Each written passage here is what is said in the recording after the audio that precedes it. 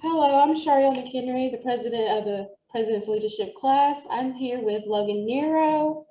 She works in our recruiting office. You can go ahead and say a little bit about yourself. Hello, thank you for having me. My name is Logan Nero. I am the Director of Recruitment for Connor State College. I've been here for 10 years this September, and thank you for having me. Thanks for coming. Okay, I have a few questions for you about Black History Month. We are celebrating Black History Month this month and every month after, but I have a few questions for you. First question would be, what's something that makes you proud of your heritage? That's a really good question. I feel like there's so much that makes me enjoy me being who I am.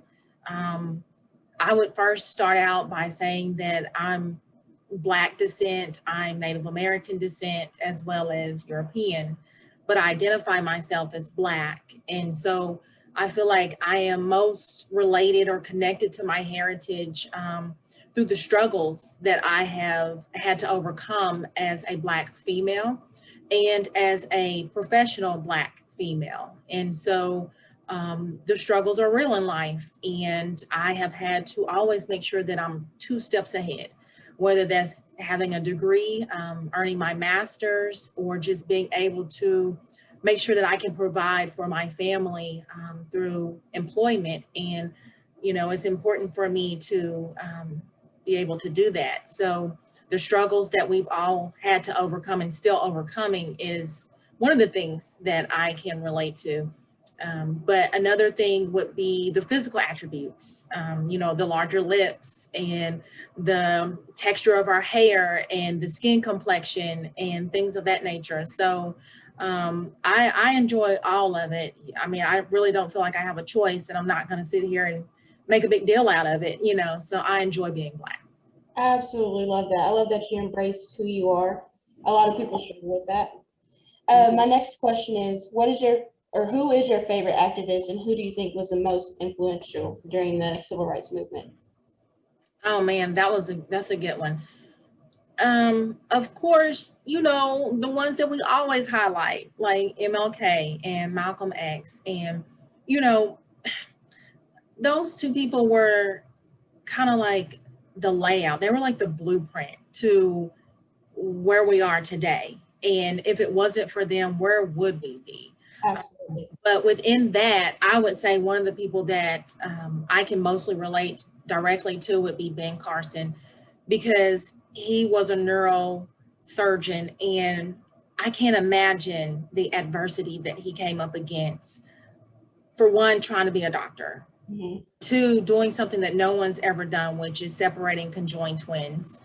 The obstacles, the hurdles, just the everyday battle of being Black, and then trying to be as perfect as he can to make sure that he supersedes his expectations, and that he does what he needs to do as a physician.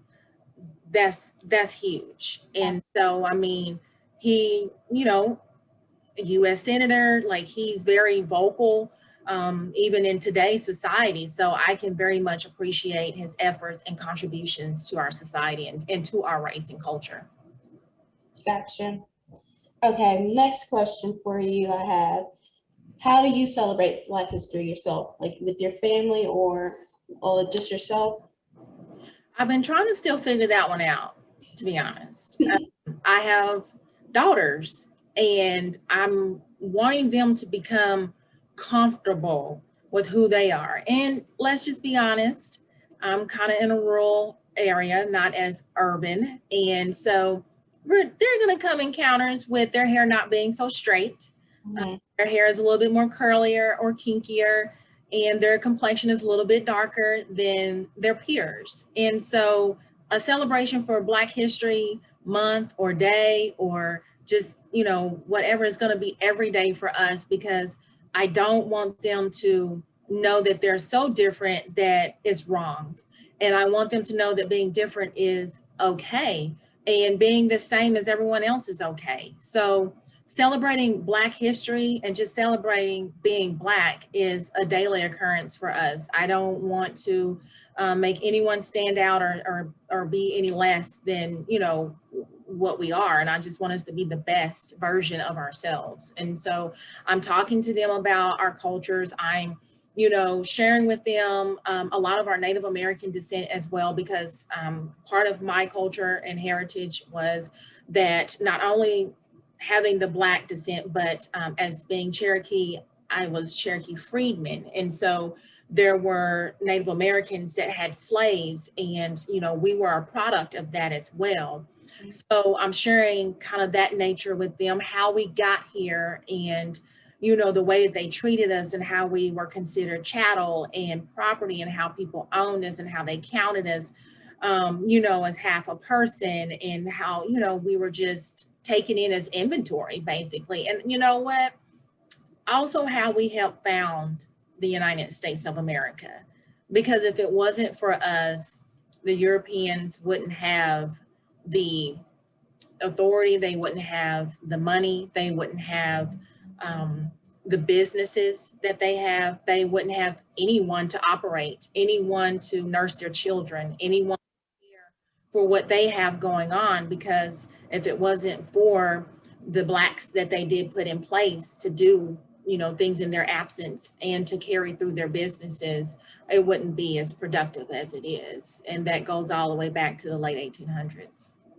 Absolutely. Next question for you. Do you think we have reached equal rights as of today? Absolutely not. And I'm not mad about it. Mm-hmm. I'm not. I understand that whenever July 4th happened and we had Independence Day, that Black people weren't taken into consideration when we had our Declaration of Independence. We were still considered property. So when we say all men are created equal, we weren't considered men at that time. Mm-hmm. And really at no time. But that's okay, because I feel like I can't take part ownership of something that wasn't mine to begin with. But as I tell my family and my kids and different ones, you know, we don't have to stay there, you know. We, of course, are going to move forward and we're going to be the best version of ourselves. I've had white people come to me and say, you know, I didn't know that Black people weren't ghetto until I met you. And I said, oh, well, that's good. Awesome. Glad I could change your mind. You know what I'm saying? So maybe, you know, we can touch people one day at a time and share with them by us being the best version of ourselves, that we are just human beings. And with any culture, with any, you know, race or denomination or anything, everybody has their particular speech. They have their catchy phrases, they have their nicknames for things, they have different ways that they talk. Some of it is partly passed down because, you know, maybe their grandparents weren't able to, you know, pronounce words and things like that.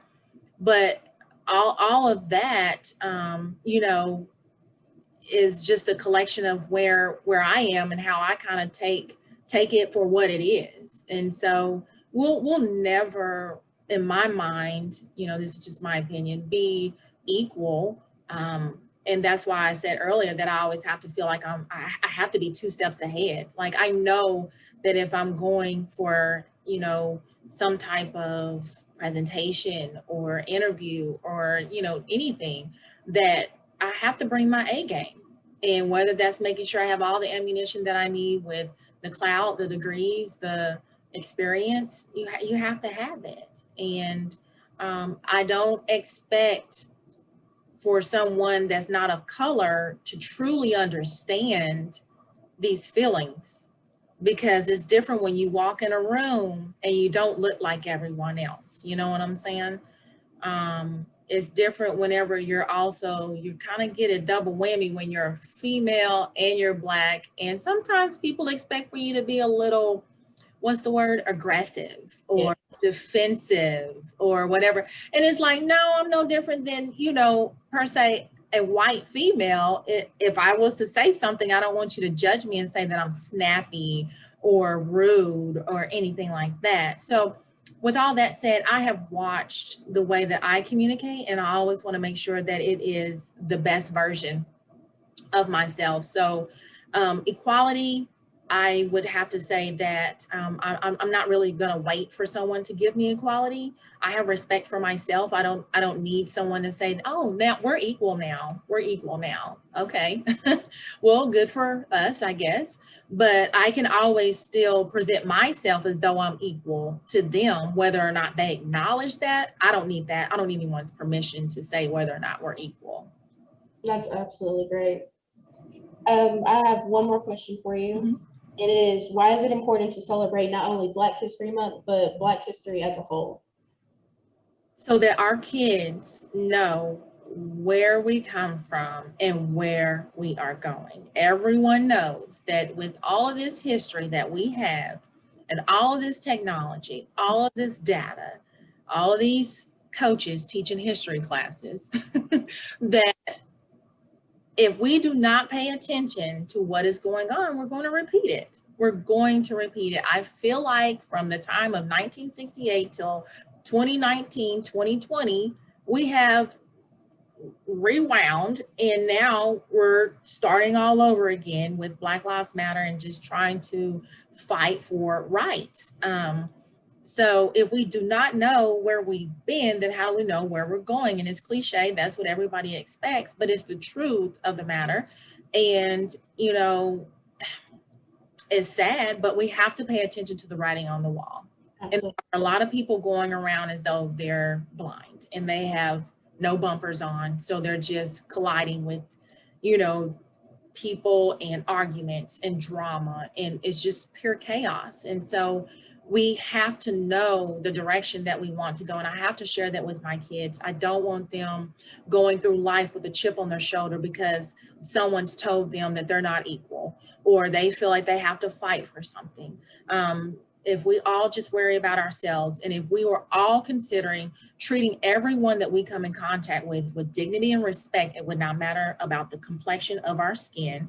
It would not matter the title that we have behind or in front of our name. It would not matter our disposition or anything like that if we treated everyone how we wanted to treat our kin people or someone that we love dearly. The color wouldn't even be an issue. And, you know, everybody says, oh, peace and love. And, you know, let's love everyone. I mean, that takes effort. That takes a person like always having to think that. It has to stay on your mind. You can't have a moment where you're just snappy and rude and mean to someone. You have to pay attention. And I just feel like the lack of, you know, really observing where we are has just done us wrong all the way around, all cultures. And it's not just within our Black, where it's just white against Black, it's Blacks within Blacks as well. And, you know, the lack of understanding there, which is a whole nother subject, which you probably know. But it's important to share with our children so that they know. Absolutely. I also think there's a lack of compassion in Yes. a lot. That's a root of a lot of issues that we have nowadays. But, you know, we can just tackle them on one day at a time. Yes, that's what we have to do. That's what I've trained myself and my kids to do. Like, we have to. We have to make it better, though. We can't just sit here, you know. No, not even a little bit. And, you know, I think people want to either go big or go home, but I genuinely think, me working at a college, you know, I'm handling students on an individual basis. And so, you know, I'm going to connect the best way that I can, whether that's because we're of the same descent or if we're from the same tribe, or, you know, maybe our parents have something in common. I don't know, but I can only handle that one student. But if I'm nice to that one student and then they go tell another student, then, you know, because, you know, someone always brings in a friend. But, you know, I think we're all expecting to kind of make these big, huge waves in the ocean, but, you know, just throwing in a simple rock can kind of make those, you know, little splatters that we need too. And that impacts one person's life, and it helps change some things. One thing that I like to do every now and then is when I go to McDonald's or someplace, I'll pay the person behind me. Mhm. And it's not going to change the world. Exactly. It's not going to change the world. I don't even know what that saying means. But it makes one person feel better about themselves. And it makes one person feel like they need to do something for someone else. And I don't know if that person is white, black, or blue, pink. I don't know what color they are, and I don't care. But it's being able to give something to someone else, just to let them know that another person does care. And so I feel like if you're a little bit nicer, someone's always told me that you can get more bees with honey. And so I had to learn that when I went through a divorce. And so if we're always on a little bit more on the nicer side, I just feel like you'll get further along in life. Absolutely. And you'll have a little bit more peace. Absolutely, especially with yourself and others. Right, right. Well, I think it was super great that you came and had a conversation with me. I really appreciate it. And I believe that we can educate others Yes, in ma'am. why this month, not only this month, but Black history is so amazing. And to those that they don't fully take it on and Yes. embrace it, I believe Yes. that we could help them, you know. And I feel like sometimes our students think that it's for the ones that we know and talk about all the time, but there's so much more to it. And the one thing that I pull from the whole Black History Month and the movement is that it's powerful. Absolutely. To empower you is to make sure that you don't settle. It's to make sure that when you do come up against someone telling you that you're not good enough, someone telling you to go back home, that you know that it's okay, and you disregard them and that, and you still get your empowerment and you push through. And I feel like any color, you're gonna hear the word no. But to me, being Black, there is just a little bit of a dark cloud that follows you around. And that is what Black History Month is for, is to empower people that have all the potential in the world to know that you do not let what someone say or do to you determine the outcome of what you want. Mm-hmm. Absolutely. I grew up, and when I grew up, I did not have that mindset. I had the mindset of, oh, I'm not good enough. I can't do it. There's no way this little Black girl could do it. Right. I began hating myself, not loving the Blackness that I possess. Right. But growing up, my mother, she would always tell me that I'm beautiful. I didn't believe it. I did not. Right. But as I grew up, I like seeing others, and I read more, and I'm getting into it. I'm like, I love me. I love my Blackness, and I'm not going to hide it anymore. Right. And I don't even feel like it's about being prideful. Mm-hmm. I just think, and you know, because I don't think that there's a white people month, is there? I don't think so. I don't think But I just know that it's because of where we started, on a ship, laid flat on our backs, 18 to 24 inches apart, stacked up to the ceiling. If someone had to urinate or defecate, it was going down on basically on the next person. That's where we come from. That's where our ancestors come from. So I feel like that's where the dedication of Black History Month evolved from, because of what we went through. Absolutely. It's just, I don't know if you've ever looked into your history to where they say that the ocean cries out from the people that jumped over the ships, but it's deep. And, you know, I always wanted to know, like, why didn't we fight? Why did we, how did we, and why did we? but I can't speak on it because I wasn't there. I wasn't there. But all I can say is that I know that there were uproars. I know that we did fight, but I just don't know to what degree. But the way that we had to overcome it just lets you know how much more special you are than what you think you are. So it's important that people of color and people of non-color, realize your worth, because it matters. Absolutely. Gaining that self-confidence it could be hard, but when It you have is. others there like supporting you. It is, because I almost feel like sometimes that's what society and certain people that are a part of organizations want you to be, is discouraged. Absolutely. So you do have to give yourself a pep talk every day.